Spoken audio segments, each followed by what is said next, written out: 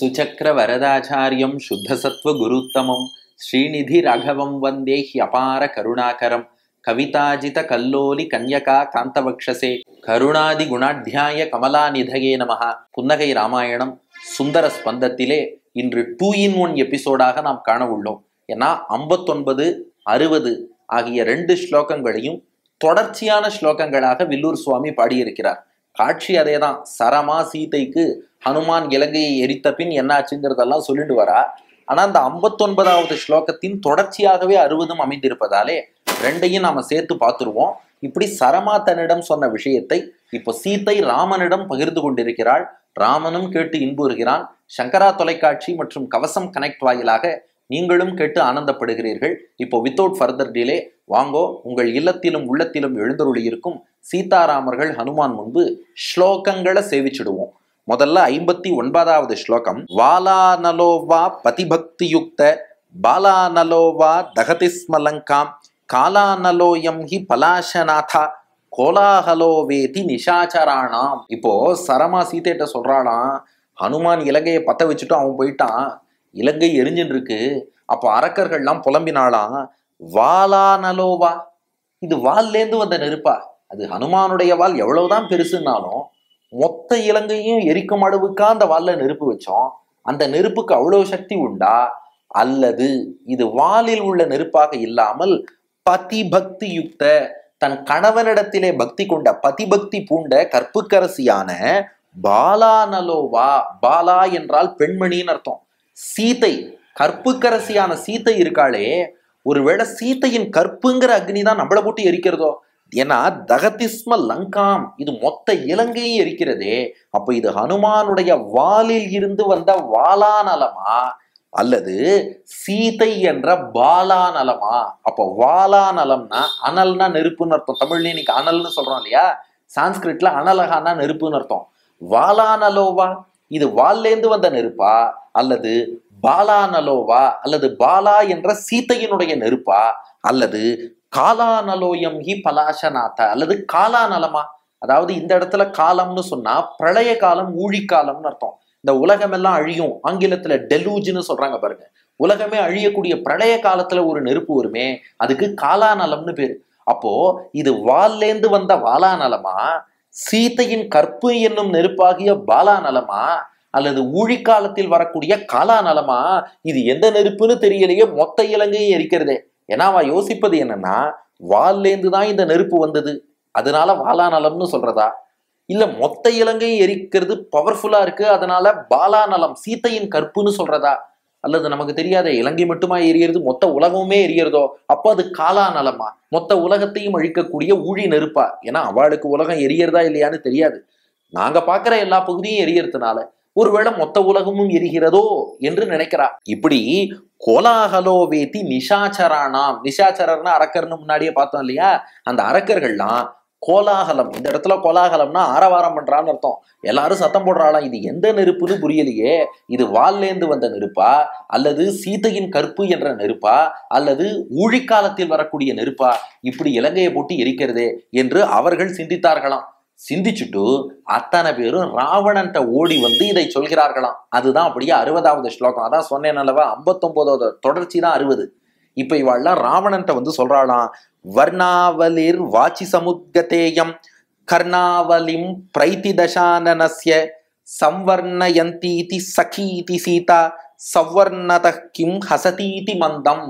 இப்போ நாம சீதாராமர்கள் முன்பு 60வது ஸ்லோகத்தை சேவிச்சுட்டோம். வர்ணாவலிர் வாச்சி சமுத்கதேயம் கர்ணாவலிம் பிரைதி தசானனஸ்ய சம்வர்ணயந்தீதி சகீதி சீதா சவ்வர்ணத கிம் ஹசதீதி மந்தம்.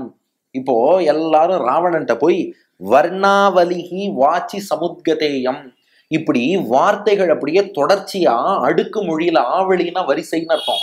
தீபங்களை வரிசையா ஏற்றி வைக்க பண்டிகைக்கு தீபாவளின்னு பேரு.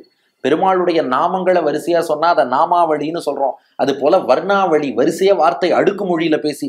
பொதுவாக அந்த அடுக்குமொழின்னு சொல்லுவோம் இல்லையா. இப்போ வந்து டி ராஜேந்தர் பேசுறாரு அடுக்குமொழி, அவர் பேர் ஏன் சொன்னேன்னு கேட்காதீங்க, ஒரு புரியறதுக்காக, ஒரு ஞாபகத்துக்காக சொல்றேன். அது போல அடுக்குமொழியில தான் இவாளும் பேசினாலாம். எப்படின்னா, போன ஸ்லோகம் பாருங்களேன், இது வாலா நலமா, பாலா நலமா, காலா நலமா என்று கோலாகலமாக பேசுறா அப்படின்னு பார்த்தோம் இல்லையா?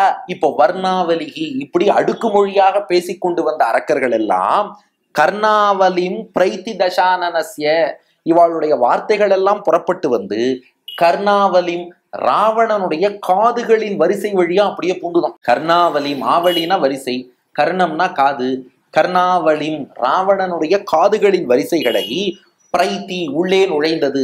தசானனஸ்ய இப்ப இவனுக்கு என்ன பிரச்சனைன்னா தசானனம் 10 தலை இருக்கான். பாருங்க, 10 தலை இருந்தா நம்ம நல்லதுன்னு நினைச்சுட்டு இருக்கோம். ஆக்சுவலா 10 தலை இருந்தா கஷ்டம் தான் ஜாஸ்தி.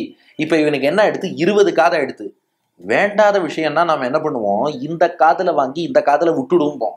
இப்ப ராவணனுக்கு என்ன பிரச்சனையா, கர்ணாவலியும் பிரைத்தி தசானனஸ்ய இது அப்படியே ஒவ்வொரு காதுக்குள்ளேயா போயிட்டு இருக்கான். இப்போ முதல் முகத்துல உள்ள வலது காது வழியா நியூஸ் உள்ள போறது.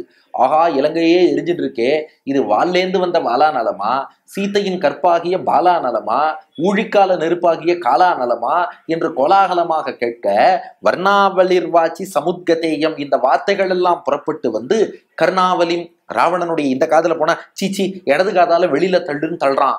தள்ளினா அடுத்த முகத்துல உள்ள வலது காதுக்குள்ள போறது. சீச்சி வெளியில தள்ளுறான், உடனே இடது காது வழியா வெளில வந்தா அடுத்த முகத்துக்கு போறது. இப்படியே சுத்தி சுத்தி வந்துதான். இது ஆச்சரியம் இல்ல. இந்த காதுல கடைசியா 10வது முகத்தில் உள்ள இடது காது வழியா அந்த நியூஸை வெளியில தள்ளினா அந்த பக்கத்துல இருந்து அடுத்த அரக்கன் இதே வார்த்தை சொல்றானா, இது காலா நலமா, பாலா நலமா, வாலா நலமா புரியலையேங்கிறான். அது மறுபடியும் இந்த பக்கத்தால வந்துட்டு இருக்கு. மறுபடியும் இப்படியே தள்ள வேண்டியிருக்கு. திக்கு முக்காடி போயிட்டானா ராவணன். சே, அன்னைக்குதான் ஃபீல் பண்ணானா, ஒரு முகத்தோட இருக்கிறவாள்லாம் ரொம்ப நன்னா இருக்காடா உண்மையில.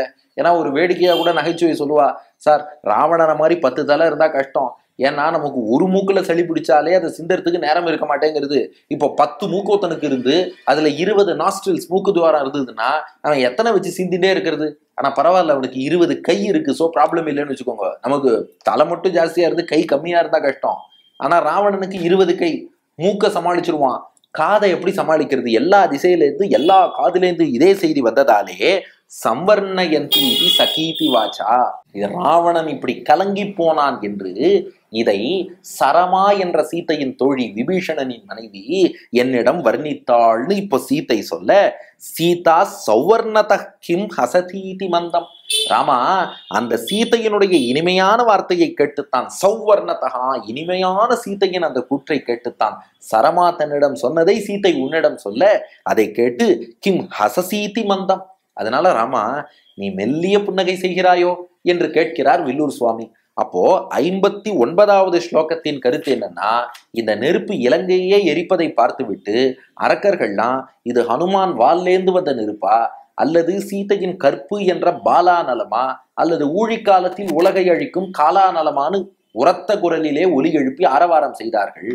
60வது ஸ்லோகத்துல இவா போட்ட ஒலியானது அப்படியே அடுக்குமொழிகளாக வந்து ராவணனுடைய அடுக்கடுக்கான காதுகளுக்குள்ள போய் அவனை படுத்தித்து இந்த செய்தியை சரமா சீதையிடம் சொன்னதை சீதை ராமா உன்னிடம் சொல்ல, அதை கேட்டுத்தான் மெல்லிய புன்னகை நீ பூக்கிறாயா என்று கேட்கிறார் வில்லூர் சுவாமி. இப்போ 3 விஷயங்கள். இங்கே ராமனுடைய புன்னகைக்கான காரணம் என்னன்னா, ஹனுமான் வச்ச நெருப்பின் சிறப்பை நினைச்சு ராமன் புன்னகை செய்தான். நெருப்பின் சிறப்பு, பா எப்படிப்பட்ட நெருப்படா வச்சான். இது வந்து சீத்தையின் கற்பா ஊழிக்கால நெருப்பா என்று புரியாத அளவுக்கு எல்லாரும் கலங்கும்படியாக நெருப்பு வச்சிருக்கானே, எப்பேற்பட்ட ஆற்றல் ஹனுமானுக்கு என்பதை நினைத்து ராமன் புன்னகை செய்தான். இது ஹனுமானுடைய ஆற்றலுக்காக ராமன் பூத்த புன்னகை. 2, இது வெளிப்படுத்தக்கூடிய ஹனுமானுடைய குணம் என்னன்னா, அதான் எதிரியோட காதலையும் விரல விட்டு ஆட்டுவாருங்கிறத காமிச்சுட்டார். ஏன்னா 10 தலை 20 காது ராவணனுக்கு, அத்தனைக்குள்ளேயும் இதே செய்தி போய் ராவணன் திணறி கலங்கி போகும்படியாக பண்ணார் இல்லையா? அப்படிப்பட்ட பராக்கிரமம் ஹனுமானுக்கு உண்டு. அவர் வச்ச நெருப்பு ராவணன் காது வரை போய் தாக்கியது என்பதை இதன் மூலம் நாம் புரிந்து கொள்கிறோம். அவர் பராக்கிரமம் என்னும் குணம் காட்டப்படுகிறது. 3, இதை ரசிக்கும் அடியார்களுக்கு என்ன பலன்னா, எல்லாவித சங்கடங்கள் வாழ்க்கையில் வரக்கூடிய துன்பங்கள் சங்கடங்கள் அனைத்தும் நீங்க வாங்கோ. 2 ஸ்லோகத்தையும் சேர்த்து செவிச்சுப்போம். 59, 60 2 ஸ்லோகங்கள் சுந்தர ஸ்பந்தத்துல. நிறைய பேர் அடியனிடம் கேட்கிறார்கள், இந்த புன்னகை ராமாயணம் புத்தகமா எங்க கிடைக்கும்னு. ஒண்ணு, நமக்கு வந்து இந்த டெக்ஸ்ட் கொடுத்து உபகாரம் பண்ணுபவர் யூஎஸ்ல இருந்து ஒருத்தர் பண்றார், ஸ்ரீ உவே சுந்தர் கிடாம்பி என்பவர். நீங்க தமிழ்ல டெக்ஸ்ட் பாக்குறீங்க இல்லையா, இதெல்லாம் ஒரு விசேஷ சாஃப்ட்வேர்ல நம்ம சங்கரா தொலைக்காட்சி மற்றும் கவசம் கனெக்டுக்காக எந்த எதிர்பார்ப்பும் இல்லாமல் ஸ்ரீ உவே சுந்தர் கிடாம்பி என்பவர் டைப் பண்ணி கொடுக்கிறார். அவருடைய சைட் www.prapatti.com. அதுல நீங்க மந்தஸ்மித ராமாயணம்னு சர்ச் பண்ணீங்கன்னா உங்களுக்கு எல்லா லாங்குவேஜ்லயும் இந்த புன்னகை ராமாயணம் கிடைக்கும். Tamil script, Sanskrit script, English script, அப்புறம் தெலுங்கு, மலையாளம், கன்னடம், ரோமன், அப்புறம் தமிழ் வித் நம்பர்டு ஃபாண்ட்ஸ். இதுல என்னென்னலாம் நீங்க எதிர்பார்க்கிறீங்களோ எல்லா ஃபாண்ட்ஸ்லையும் prapatti.comல மந்தஸ்மித ராமாயணம்ங்கிற பேர்ல இது கிடைக்கும். இல்லை எங்களுக்கு புத்தக வடிவில் வேண்டும்னா நீங்க வடுவூர் கோதண்டராம சுவாமி திருக்கோவிலை தொடர்பு கொண்டால் அவர்கள் புத்தக வடிவில் நீங்கள் பெறுவதற்கு ஏற்பாடு செய்வார்கள். அப்போ வாங்கோ, 59, 60 2 ஸ்லோகங்கள், சங்கடங்களை போக்கக்கூடிய ஸ்லோகங்களை சேவிப்போம். வாலா நலோவா பதிபக்தி யுக்த பாலா நலோவா தகதி ஸ்மலங்காம் காலா நலோயம் ஹி பலாசநாதா கோலாஹலோ வேதி நிஷாச்சராணாம் வர்ணாவலிர் வாச்சி சமுத்கதேயம் கர்ணாவலிம் பிரைதி தசானனஸ்ய சம்வர்ணயந்தீதி சகீதி சீதா சௌவர்ணதः கிம் ஹசசீதி மந்தம். நன்றி, வணக்கம்.